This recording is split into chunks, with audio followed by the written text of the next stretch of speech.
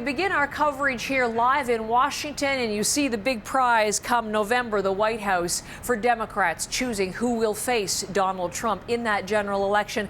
Come on in and join me again today, Lindsay Duncombe, our senior Washington editor. We had all the storylines yesterday as we were anticipating Super Tuesday. Joe Biden's bounce back faster, bigger than anyone predicted. Yeah, and let's take a look at why that happened. It happened because of momentum that came with those endorsements, with the dropping out of Pete Buttigieg and Amy Klobuchar, with high-profile endorsements in key areas, such as Beto O'Rourke, who had that Senate campaign against Ted Cruz, who got so many young Texans excited about being a Democrat. He came out for Biden. That was a signal that a lot of these voters needed, because as they were doing exit polls and talking to people yesterday, many voters across the board in a lot of these states said they made up their mind in the last hours, in the final days, as those were the storylines that were being played out, as they saw Joe Biden react to his victory in South Carolina, as they saw black voters especially line up behind the former vice president to the first African American president of the United States. And those black voters cannot be underestimated in terms of their importance to the Democratic Party in a general election. Once it started to go that way, especially with the endorsement of James Clyburn in South Carolina, that was a signal a lot of these voters needed, that it was okay, that Joe could be the guy that they would choose to go after Donald Trump. We have someone coming in later this hour to talk specifically about that influence. So, Lindsay, stand by with me, if you will. Many more stories to talk about as we look in the numbers and see how this affects the race yet to come. But I want to go to a very specific state right now. Thank you very much, Lindsay Duncombe. I think we're going to Virginia. Is that right? Actually, we're going to this. I'll tell you what. Let's take a look at this. Here's Joe Biden. The states where he has won, we talked about how quickly this happened, just a few days, the difference that can make to a political campaign. Biden, we were talking about this yesterday, he had never won a presidential primary, never won a state in all three of his presidential bids until he won South Carolina last Saturday. That big win gave him the Joe-mentum, as Lindsay coined it, that sent him into Super Tuesday, and there are all the states where he is finishing on top. Again, 9 out of the 14, including that sweep through the South. One night that changes everything about Biden's chances for the nomination. Just a few days ago, the press and the pundits had declared the campaign dead. And then came South Carolina, and they had something to say about it. And we're told, well, when he got to Super Tuesday, it'd be over. Well, it may be over for the other guy. Tell that to the folks in Virginia, North Carolina, Alabama, Tennessee, Oklahoma, Arkansas, Minnesota. We're talking about a revolution. We started a movement. We've increased turnout. The turnout's turned out for us.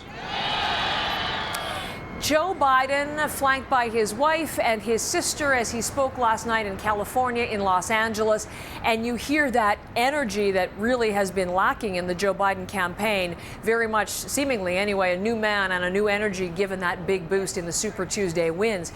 He gave that direct shout out to the voters in South Carolina, yes, that was Saturday, but he gave a shout out to the voters in Virginia. When we were speaking yesterday as voting began, really Joe Biden was in the mix, but it looked to be a Sanders-Bloomberg contest in Virginia, but very quickly the winner was declared in that state, and it went to Joe Biden. Katie Simpson is reporting for us live again in Leesburg, where she was yesterday.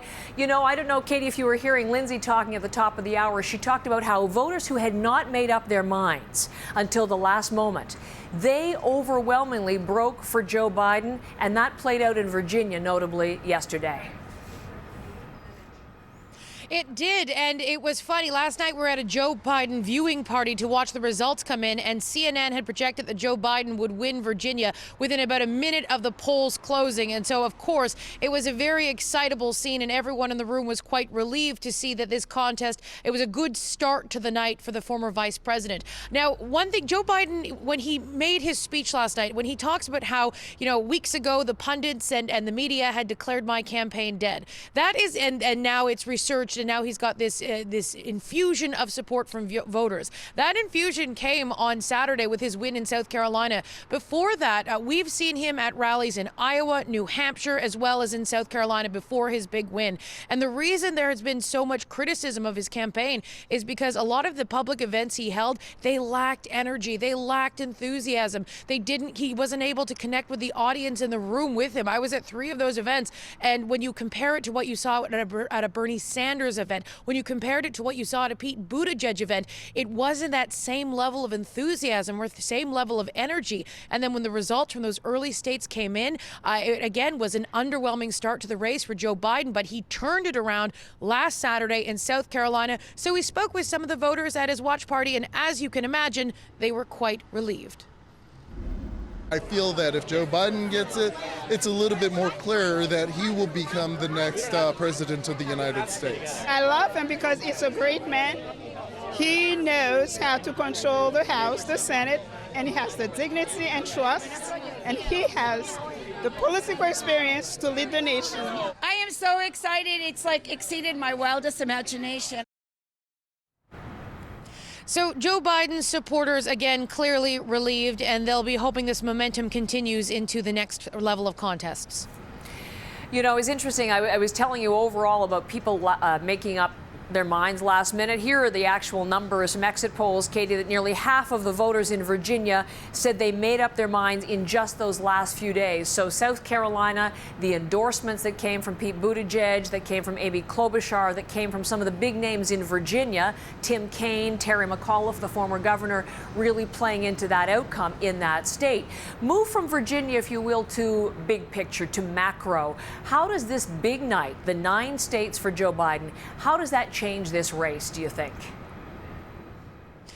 Well, his supporters are starting to think about the bigger picture here now that it looks like he's been able to topple Bernie Sanders, at least in the delegate count, at least for now. However, remember, things still need to be counted. These types of things take time, and votes are still being counted. So the math still has to be done on that. But Joe Biden's supporters see a path to the Democratic nomination, and some are now thinking, okay, if they're going to secure that nomination, who should he be picking to be his running mate, his vice president, and what signals should that send? So we asked some voters last night about who they'd want to see and why. I believe that the backbone of the Democratic Party are women of color, and I think that needs to be represented on the ticket. And look at what happened in South Carolina. And they're the reason why Louisiana went Democratic. They're the reason why possibly Kentucky, why Virginia won. I mean, they are the backbone of our party, and they deserve to be represented. So that woman is urging Joe Biden, if he is successful to become the nominee, to pick perhaps Kamala Harris, who was a one-time competitor, as well as someone else who's more representative of the makeup of the Democratic Party. Katie, thank you very much for now, but we'll be back to you a little bit later on for your take on things. You've been to so many rallies in so many states already. It's good to get your analysis of the big picture, but we'll be speaking to you again from Leesburg, Virginia later this morning on CBC News Network.